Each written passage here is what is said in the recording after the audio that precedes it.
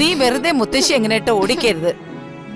മോളെ നിക്ക് മോളെ, മുത്തശ്ശിക്ക് കാല് വയ്യാന്ന് മോളൊക്കെ അറിയണതല്ലേ മോളെ. ഓ ഈ കുട്ടിയുടെ ഒരു കാര്യം. നിക്ക് ഇവിടെ, ഓടല്ലേ ഇങ്ങനെ. മോളെ എന്തോ കുസൃതി കാണിച്ചിട്ട് വരുന്ന പോലെ ഉണ്ടല്ലോ. എന്താ മോളെ? അതെ ദുർഗേ, ഇന്നിപ്പൊ എത്ര നേരായിരുന്നോ ഇതൊന്ന് കഴിക്കാനായിട്ട് ഈ ഭക്ഷണം കൊണ്ട് ഇവളുടെ പുറകെ നടക്കണു.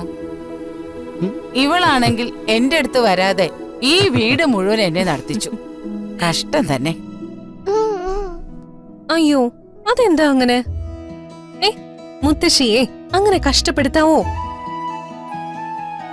മോള് മിടിക്കായിട്ട് ആഹാരം കഴിക്കണ്ടേ?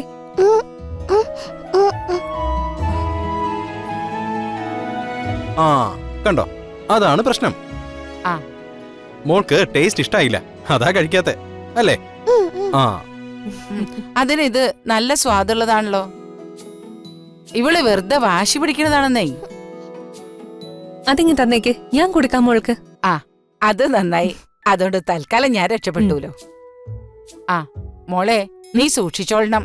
ഇവള് കഴിക്കാതിരിക്കാൻ പല അടവുകൾ എടുക്കും. അതൊക്കെ ഞാൻ മാനേജ് ചെയ്തോളാം. നടക്കട്ടെ നടക്കട്ടെ. നിങ്ങളായി ഇനി നിങ്ങളായിക്കോ അംഗം.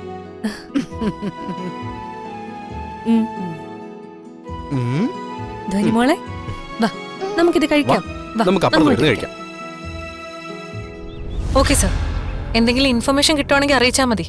ആ ഓക്കെ സാർ. എന്തു പറഞ്ഞു? എല്ലാ വഴിക്കും അന്വേഷണം നടക്കുന്നുണ്ടെന്നും അവര് പരമാവധി ശ്രമിക്കുന്നുണ്ടെന്നും ഒക്കെ പറഞ്ഞു. പൂർണിമ, ആ ക്ഷേത്രത്തിലുള്ള ജീവനക്കാരെ നന്നായിട്ട് ചോദ്യം ചെയ്താൽ നമുക്ക് വിവരം അറിയാൻ പറ്റും. കള്ളത്താക്കോലിട്ടാണെന്ന് ശ്രീകോവിലിൽ നിന്ന് വിഗ്രഹം അടിച്ചോണ്ട് പോയെ.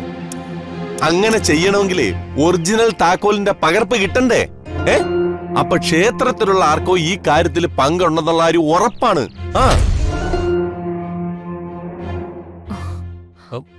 അങ്ങനെ ഉറപ്പിച്ച് പറയാനൊന്നും പറ്റില്ല. പഴയ രീതിയിലുള്ള പൂട്ടല്ലേ, അതിന്റെ താക്കോലൊക്കെ ഉണ്ടാക്കാൻ അറിയാവുന്ന ആൾക്കാർ ഉറപ്പായിട്ടും ഉണ്ടാവും. പോലീസ് എന്തായാലും അവന്മാരെ പിടിക്കുന്നുള്ള കാര്യം ഉറപ്പാ ചെറിയിച്ച.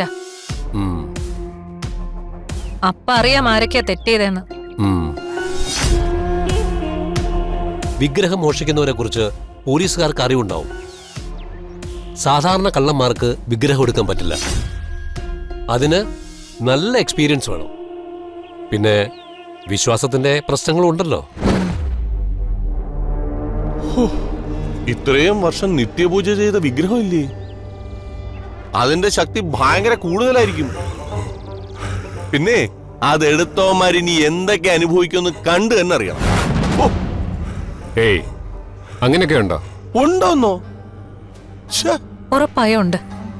എത്രയോ മനുഷ്യരുടെ വിശ്വാസത്തിന്മേലെ അവര് കൈവച്ചത്. ദൈവമേ, അതിന്റെ ദോഷം അവരെ തലമുറകളോളം പിന്തുടരും.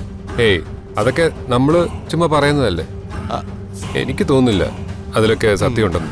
ഈ പ്രായത്തിൽ അങ്ങനെയൊക്കെ തോന്നും. അനുഭവങ്ങൾ വരുമ്പോ കാഴ്ചപ്പാട് മാറും.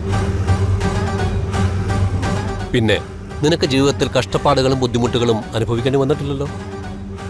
എല്ലാം സമയാസമയത്ത് നിനക്ക് കിട്ടിക്കൊണ്ടിരിക്കുന്നു. പക്ഷെ പൃഥ്വി, ഒരു മനുഷ്യന്റെ ജീവിതത്തിൽ പണം മാത്രമല്ല വലിയ കാര്യം. അതിൽ മറ്റു പലതിന്റെയും സ്ഥാനം തിരിച്ചറിയുന്ന അവസരങ്ങളുണ്ടാവും. അത് നീ മനസ്സിലാക്കണം.